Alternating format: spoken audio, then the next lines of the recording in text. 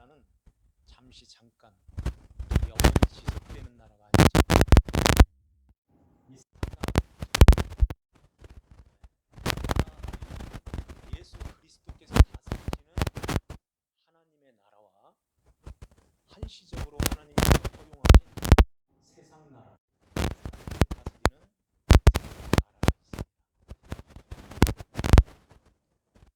근데 오늘 말씀은 세상 나라의 대표로 나오는 누가 있죠? 헤롯, 분봉왕 헤롯이 나오죠. 헤롯은 세상 나라의 왕으로 살다가 결국 나는 예수님 여우라고 그래서 그렇게 말했죠.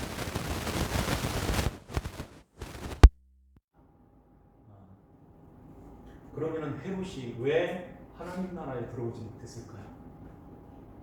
나쁜 짓 해서? 못된 짓 해서? 세리와 죽여가지고 그랬을까요? 그럼 하나님 나라는 주도권을 갖고 있는 그 하나님 나라에 들어오지 못하고 이걸 주도하시는 분이 누구실까요? 사람일까요? 아니면 천사일까요? 마귀일까요? 아니죠? 예수 그리스도께서 하신 것입니다. 주님께서 하시는 거예요. 주님께서 헤롯을 찾아갔다면 헤롯이 회개하고 돌아왔을지도 모르는데 안 찾아가셨어요. 그러면은 어떻게 우리가 하나님 나라에 들어와서 예수 그리스도의 다스림 속에서 천국을 이루며 살고 있느냐 하는 거예요.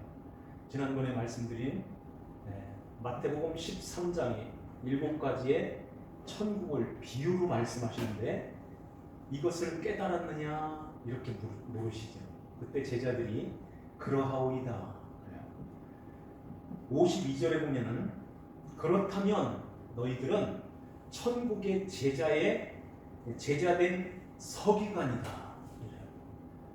천국의 그 비밀을 그러니까 비밀로 감춰놓아 있는 이 천국 비유를 깨달아서 너희들에게는 이렇게 천국 비밀을 아는 것이 허용이 됐다. 내가 허락했다 하는 말씀 그 앞에서 했죠. 그러면 그 천국을 알았으면은 천국의 제자된 서기관이야. 마치 그 곡간이라고 하죠. 그 곡간은 하나밖에 없는 거예요. 그 곡간에서 새 것과 옛 것을 내는 집 주인과 같이 너희들도 새 것과 옛 것의 그 신약과 구약의 그 곡간인 하나님의 말씀 안에서 너희들도 천국을 알 수 있게 되고 그 천국을 그 안에다가 다 담아놓았다. 어디서 빼든지 어디서 갖고 오든지 옛것에서 갖고 오든지 새것에서 갖고 오든지 다 천국을 말씀하는 거야.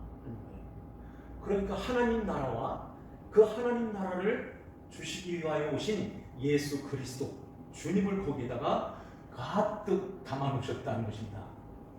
그래서 너희들도 이제 하나님 나라 그 천국 그리스도의 다스림 속에서 살게 되는데 이 세상이 그렇게 넉넉하지가 않아. 힘들고 어려울 때가 있어. 지난번에 그 비유를 말씀드렸죠.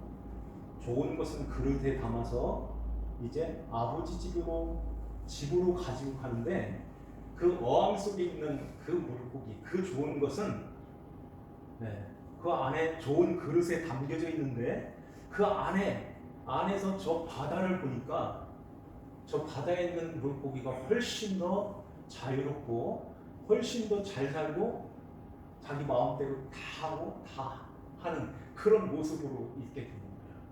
그래서 우리가 하나님 앞에 기도할 때 하나님, 저 사람은 예수 안 믿는데도 저렇게 잘 살고 예수 안 믿는데도 저렇게 잘 되는데 왜 나는 이렇게 살아요? 이럴 때가 있다는 것입니다.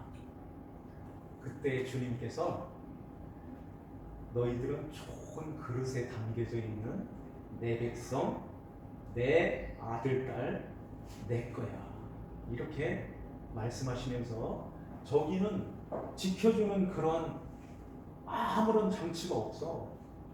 거기는 먹고 먹히고 이렇게 자기들이 왕으로 자기가 제일 잘났다고 그렇게 사는 사람들은 그렇게 사는 사람들인데 다 원수 마귀에게 속해 있는 자들이라. 너희들은 내 것이다. 내가 끝까지 하나님 나라에 갔다 이렇게 쏟아 놓을 거야. 이 말씀을 하셨죠. 이렇게 천국을 말씀하시는데 그 천국은 고향 사람이라도 예수님이 고향 사람이 나사렛 사람이라도 더 가까이는 예수님의 가족일지라도 내가 이 천국을 주지 않으면 천국에 들어올 수 없고 천국을 소유할 수 없단다 하는 것입니다. 그 천국은 보화처럼 감춰져 있는데 내가 너희들에게 이제 너희들을 살려내서 너희들이 그 천국을 발견하게 될 수 있도록 내가 너희들의 눈을 열어서 내 백성으로 살도록 할 거야 하는 것이에요. 그래서 54절에 보면은 고향으로 가셔서 주님이 말씀을 전할 때에 그들이 놀라 이르되 이 사람의 이 지혜와 이런 능력이 어디서 났느냐? 이는 그의 목수의 아들이 아니냐? 그의 어머니는 마리아, 그의 동생, 그의 여동생, 너희들은 우리와 함께 있지 않느냐? 이러잖아요. 그러면서 가까이 있는 그 사람들이 예수를 어떻게 했다고 하죠? 57절에 배척한지라. 그 예수님을 받지를 못하는 것입니다. 요것을 지금 오늘 14장에서 헤롯 왕을 통해서 그 왕을 통해서 우리에게 보여주시는 거예요. 선악과 따먹은 모든 인간들은 이 왕이 돼가지고 헤롯 왕, 이 왕이 돼가지고서 하나님의 나라를 받지를 못하게 되는데 알지도 못하고 깨닫지도 못하고 받지도 못하고 이렇게 해서 결국에는 다 쓸려 지옥으로 가야 되는 이러한 자인데 내가 택한 하나님의 백성들 그들에게는 내가 찾아갈 거야. 찾아가서 내 백성 삼겠다 하는 것입니다. 우리도 헤롯 왕과 뭐 다를 게 뭐가 있습니까? 나는 세례 요한 같은 사람 안 죽였는데요. 그런데 하나님께서는 마음으로 생각으로 지은 그 죄까지도 다 죄라고 말씀하시는데 다 검정, 다 어두운 거예요. 그렇다면 이 세상에서 살아남을 사람이 어디 있겠어요? 다 쓸려서 다 지옥으로 가야 되는 지옥의 땔감인 거예요. 그런데 하나님이 우리를 사랑하시는 것입니다. 택하여서 하나님의 백성들에게 이것을 싹 열어서 계시라는 것은 이렇게 풀러서 보여주시는 거예요. 감춰져 있던 그 보화가 하나님 백성들에게 이렇게 보여지게 되는 그러한 은혜 가운데서 천국을 보게 하셨다는 것입니다. 여기에 보면 이렇게 세상 나라에 속해 있는 사람들은 세례 요한이 가서 우리가 가서 얘기해도 못 알아듣는 거예요. 아무리 얘기해도 천국이 가까웠다고 회개해야 된다고 그래도 이 사람들이 알지를 못하고 오히려 자기의 죄를 드러내고 자기의 치부를 드러냈다고 힘 있으면은 다 그 사람들을 다 죽이는 것입니다. 모든 장치가 없고 사회법이나 아니면 보는 사람들이 없고 이런 마음이 강팍해 있는 그 사람들은 다 힘이 있어서 큰 자가 되면 다 그 자리에 있게 되는 거예요. 그런데 이렇게 힘이 있어서 힘이 있어가지고선 자기 죄를 드러내는 그러한 사람들은, 그런 사람을 어떻게 하냐면은 힘만 있으면은 하나님마저도 죽이는 것입니다. 이게 이제 예수님께서 이 땅에 오셔서 그들에게 죽임을 당했던 거예요. 자기네들이 그 힘이 있거든요. 그 힘으로 가장 연약한, 가장 나약한 그러한 자로 오신 예수님을 십자가에 못 박고 말았던 것입니다.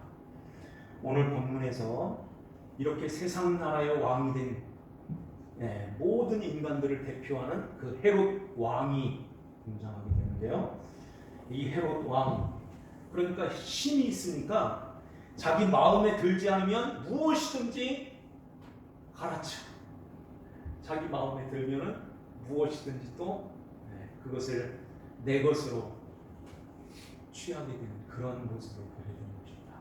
그래서 아주 못된 그 간신배처럼 쓰면 뱉고 달면 삼키고 이런 모습으로 있는 거예요. 이게 헤롯왕만 있습니까? 우리는 그런 모습이 없나요? 그러면서 자기의 치부인 자기의 약한 부분, 자기의 그 죄, 이것들을 드러낼 때, 이것들을 지적할 때, 이건 사람들은 이걸 용납하지를 못하는 것입니다. 우리도 다 그 자리에 있어요. 그런데 하나님께서 우리를 찾아오셔서 긍휼을 베풀어 주시는 것입니다. 오늘 말씀에 분봉왕 헤롯이 나오는데요. 1절을 보면 분봉왕 헤롯이, 이 헤롯 하면은 이제 헤롯의 왕가를 보게 되는데, 헤롯의 왕가를 보면 헤롯 왕은 그 위에 로마의 황제가 다스리는 그 가이사 밑에 이렇게 한 부분을 다스리는 왕이에요. 그가 이제 헤롯 대왕인데, 대왕이라고 하는데요. 이때가 이제 예수님이 태어나셨을 때 그 헤롯, 요 분봉왕의 아버지인 그 헤롯 왕이 그 이스라엘과 저 북쪽 수리아까지 이렇게 다스렸던 왕이었어요. 그런데 왕이 태어났다고 그 동방 박사들이 와가지고선 왕이 태어났다고 하니까 화가 났죠. 그래서 나 말고 누가 왕이 돼? 이게 또 모든 사람들의 본성인 거예요. 그래서 내 위에 누가 있는 것을 견디지를 못하는 것입니다. 그래서 예수님마저도 죽이려고 했죠. 예수님을 죽이려고 계획하고 죽이려고 할 때에 하나님께서 요셉에게 애굽으로 내려가라, 마리아와 이 아이를 데리고 애굽으로 가라 그러죠. 애굽으로 가서 있을 때 또 하나님께서 이 아이를 죽이려고 했던 그 헤롯이 죽었다. 이제 다시 올라가라, 예루살렘 이스라엘로 들어가라, 이렇게 말씀하시잖아요. 그때 두려워가지고서 이 요셉과 마리아가 아이를 데리고 갔던 곳이 바로 나사렛 동네였던 것입니다. 그 헤롯 왕이 죽자 헤롯 왕에게는 세 아들이 있었어요. 세 아들. 그 아들이, 첫째 아들이 아켈라오. 이 아켈라오가 이스라엘의 그 남쪽인 예루살렘을 중심으로 해서 그 지역을 다스렸어요. 그리고 두 번째 분봉왕인, 오늘 본문에 나오는 두 번째 아들인 안디바가 북쪽 이스라엘 그 갈릴리 그 지역, 수리아 이 지역을 다스렸어요. 그리고 세 번째 아들인 빌립이 요 가운데 중앙 부분을 다스린 거예요. 그 중에서 누가 제일 우화적으로 백성들을 이렇게 잘 친근하게 잘 다스렸냐면은 빌립이라고 해요. 그래서 이 빌립은 황제라는 그런 호칭을 받아서 가이사라는 호칭을 받았는데, 가이사 이 빌립이 도시를 만들었던 그곳이 바로 지중해 연안에 있는 가이사 빌립보인 것입니다.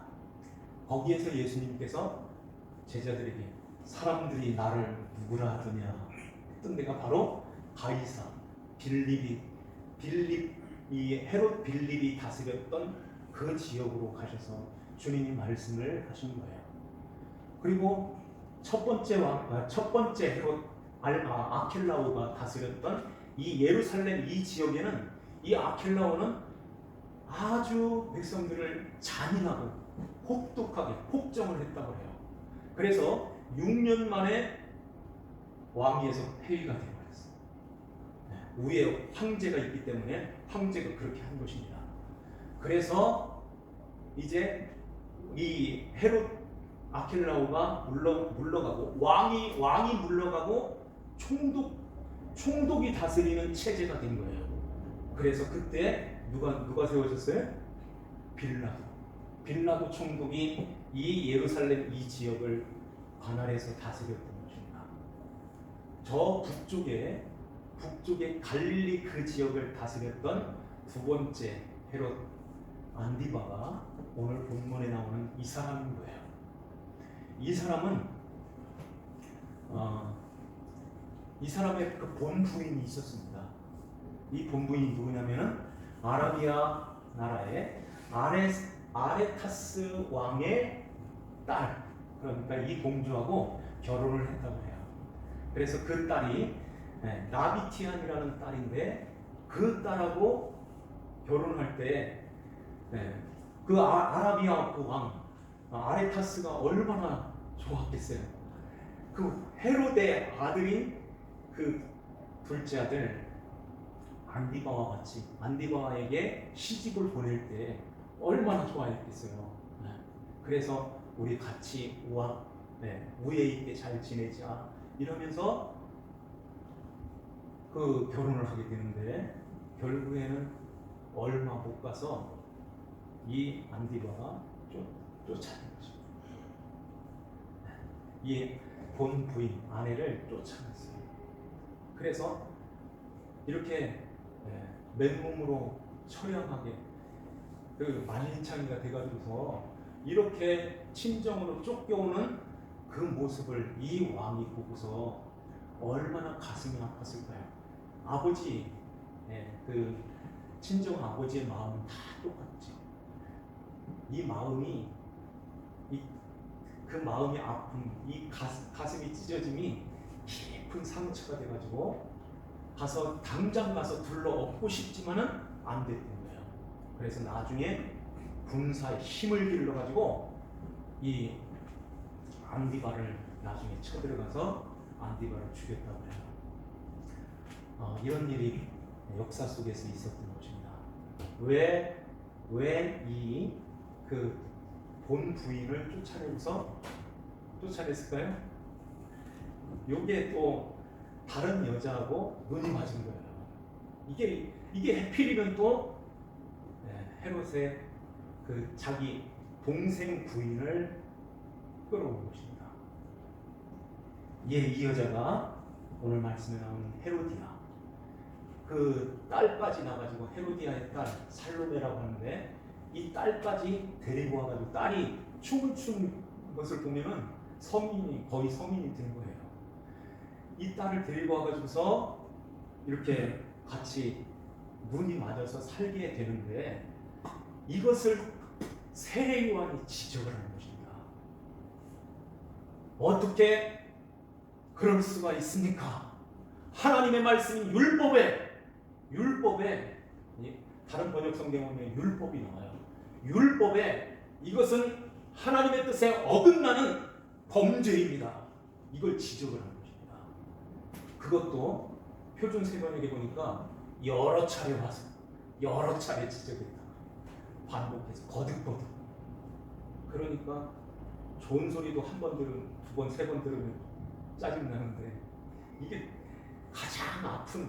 가장 그런 정풍을 찌르는 그 아픈 것을 찌르니까 이 헤롯이 이 요한을 죽이고자 싶었는데 백성들이 그를 선지자로 여겨서 두려워하였다.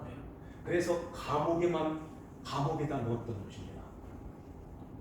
이러한 가운데 헤롯의 생일이 돌아왔을 때 그 헤로디아가 데려온 그 딸이 그 앞에서 연회장 거기에서 춤을 췄던 거예요. 그러니까 헤롯이 내가 너에게 맹세하겠다. 네가 원하는 게 무엇이냐? 무엇이든지 다 들어줄게. 이렇게 나왔던 거죠. 그때 이 살로메가 헤로디아에게 엄마에게 가가지고 왕이 내가 원하는 걸 다 들어준다는데 뭘 얘기할까?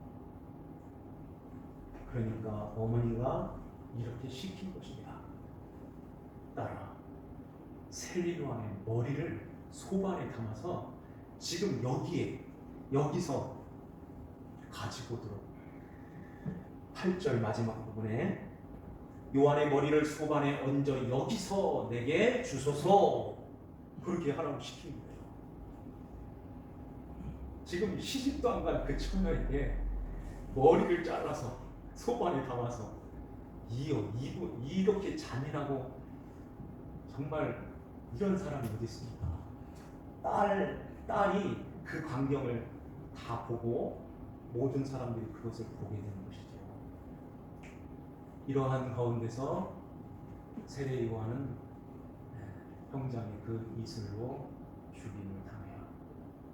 소반에 얹어서 이 머리가 이 쟁반에 얹어가지고서 이 헤로디아 앞에까지 오게 되는 것입니다. 그런 생각 안 드시나요? 아니, 그냥 잠자코 있지. 왜 왕한테 가지고선 그걸 또 이건 잘못된 것입니다. 율법에 어긋나는 것입니다. 이렇게 해가지고 미움을 사가지고 감옥에 갇히고, 또 헤로디아도 그 옆에 있었겠지. 당신은 더 나쁜 여자야. 이렇게 했겠죠. 그러니까 헤롯도 돌고 이 헤로디아도 돌아버리고 하면서 죽여야지, 이런 생각을 갖게 되는 거예요.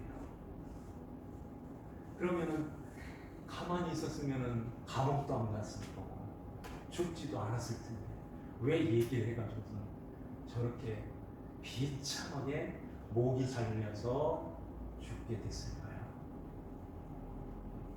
왜 이랬을까요? 생각해 보셨나요? 그러면 우리도 세리요한처럼 지금 정부가 잘못하고 있습니다. 피켓 들고선 촛불 들고 모입시다. 이렇게 해야 되는 거예요? 지금 그 얘기하는 것이 아닙니다. 예수님은 다 당하시고 십자가에 죽기까지 하셨어요. 세례 요한이 지금 이렇게 한 것은 그러니까 세례 요한은 선지자의 마지막 선지자로 와서 구약의 마지막 선지자요, 마지막으로 이제 회개하라, 천국이 가까웠느니라 하고서 이제 예수님을 보여주는 그러한 그 자리에 세례 요한이 있는 거예요. 그래서 세례 요한이 율법의 역할을 하고 이 율법은 아무것도 할 수 없다는 것을 우리에게 보여주시는 것입니다. 그래서 율법으로 지적하고 죽는 거예요. 율법을 지적하고서 죽는 것입니다. 이것은 무엇을 말씀하냐면은 율법으로는 우리가 율법을 지켜가지고선 율법이 할 수 있는 것은 아무것도 없다는 것을 우리에게 보여주시는 거예요. 그래서 로마서 3장 20절에 보면은 그러므로 율법의 행위로 그 앞에 의롭다 하심을 얻을 육체가 없나니 율법으로는 죄를 깨달음이니라 하는 말씀하시죠. 율법으로는 죄를 깨닫게 하는 거예요. 그리고 죄를 깨달았으면 그 율법을 지켜가지고 또 가는 것이 아니라 드러내고서 끝나는 것입니다. 율법은 그걸 보여주는 거예요. 왜 모세가 느부산에 올라가서 그 가나안 땅 그것을 쫙 보고선 쥐도새도 모르게 거기서 죽었을까요? 모세 시체를 찾지를 못했어요. 그리고 거기에서 이제는 예수, 여호수아에게 바톤을 넘기는 것입니다. 모세의 역할은 거기까지인 거예요. 거기까지. 모세가 가나안 땅으로 들어가면 복잡해지는 거예요. 또 하나님께서 이걸 교회인 우리들에게 보여주시는 것입니다. 그래서 모세하면 모세오경, 모세하면 율법을 받은 자, 율법을 받아서 이제는 그 율법으로는 가나안 땅에 못 들어가. 그 대신에 내가 보내는 예수, 여호수아가 너희들을 품고 안고서 너희들을 여호수아가 끌고 간다. 그게 바로 구원을 우리에게 설명하고 구원을 말씀하는 것입니다. 여호수아, 호세아, 예수 똑같은 말이에요. 구원이라는 말이에요. 그래서 모세의 역할, 세례 요한의 역할 거기까지인 거예요. 구약. 그래서 그 곡간에 옛것과 새것을 꺼내는 게 아니라 그 곡간 안에 새것과 옛것인 거예요. 새것이 먼저 나오는 것입니다. 새것이 없으면 옛것을 가지고서는 하나님 앞에 나올 수 없고 갈 수가 없는 거예요. 그 옛것이 마태복음 5장에 옛사람에게 말한 바, 옛사람에게 말한 바, 누구한테 말한 거예요? 모세한테 말한 그 율법에는 이렇게 말했으나 나는 너희에게 이르노니 하면서 주님께서 그 율법을 새롭게 우리에게 말씀해 주시는 거예요. 그러면서 결론적으로 너희들이 저 바리새인보다 더 의롭지 못하면 결단코 천국에 들어가지 못한다. 이 말씀하시는 것입니다. 그것은 바리새인처럼 그렇게 열심히 지켜가지고 율법을 지켜서 너희들이 그렇게 해서 율법으로 의롭게 되는 것이 아니야 하는 거예요. 우리가 바리새인보다 어떻게 더 열심을 내가지고선 의롭게 될 수가 있겠어요. 그런데 그보다 더 의롭지 못하면 천국 못 간다고 하는 것은 내가 이룬 것을 너희들은 받아야 돼야 하는 거예요. 예수 그리스도께서 이루어 놓으신 그 의를 힘입어서 너희들이 이렇게 나를 등에 업고 내 등에 업고 그 독수리가 날개를 펴 업은 것 같이 너희들을 내가 업고 천국에 들어갈 거야 하는 말씀하는 것입니다. 그래서 세례 요한이 그렇게 죽었을 때에 요한의 제자들이 와서 시체를 가져다가 장사하고 가서 예수께 아뢰니라. 뭘 아뢰었을까요? 예수님, 세례 요한이 죽었습니다. 저 헤롯이 죽였습니다. 단순히 그렇게만 얘기했을까요? 상세하게 쫙 얘기하면서 누구를 고발하냐면 헤롯을 고발하고 있는 것입니다. 헤롯이 그랬습니다 하는 거예요.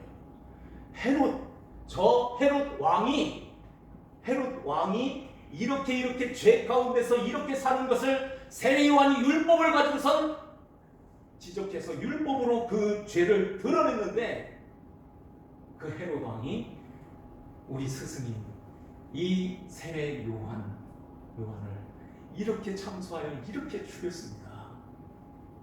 이렇게 아뢰던 거예요. 그때에 예수님이 어떻게 하셨을까요? 그래, 내가 도저히 용서가 안 된다.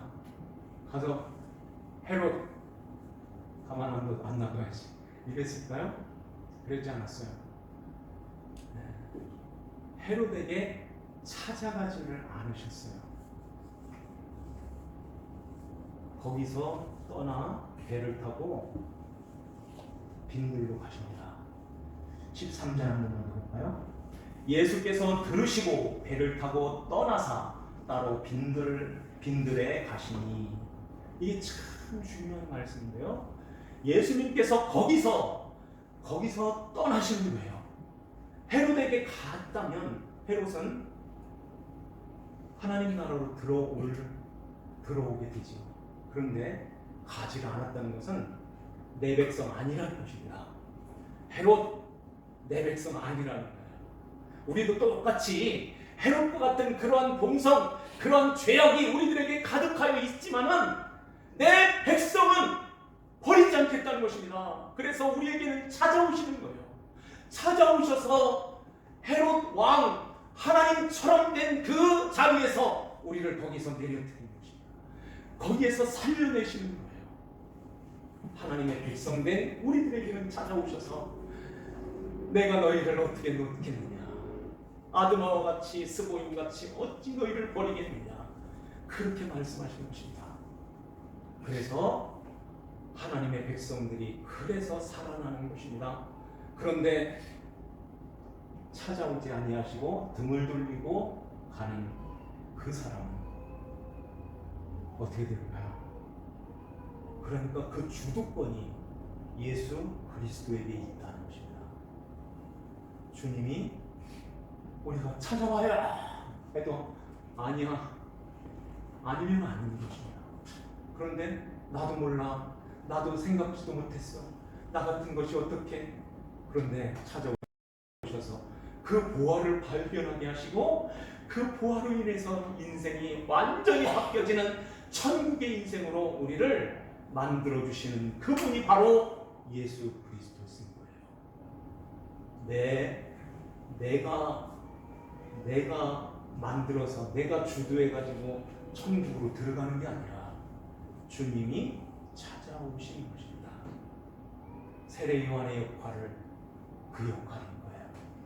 율법으로는 아무것도 아니다, 아무것도 할 수 없고, 너희가 그 율법을 지켜서 하는 것이 아니라 율법은 죄를 드러내고 끝나는 거야.